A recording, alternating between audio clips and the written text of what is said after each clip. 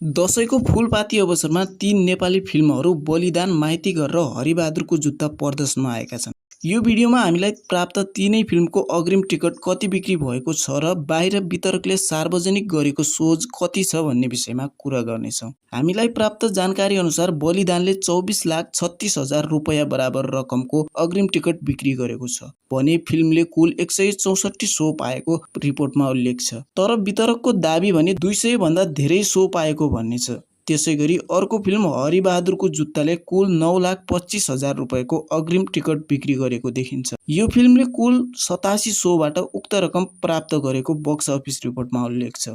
वितरकको दाबी भने यो फिल्ममा 150 सो रहेको जनाएको छ।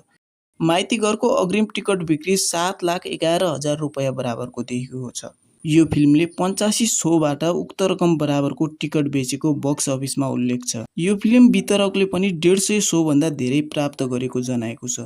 यसरी हेर्दा बाहिर हुने चर्चा र बक्स अफिसको रिपोर्ट बीच भिन्नता देखिएको छ। हामीले दिएको अग्रिम टिकटको रकम भने आइतबार राति 10 बजेसम्मको हो। त्यसपछि पनि फिल्महरूको अग्रिम टिकट भने पक्कै बढेको हुन सक्छ।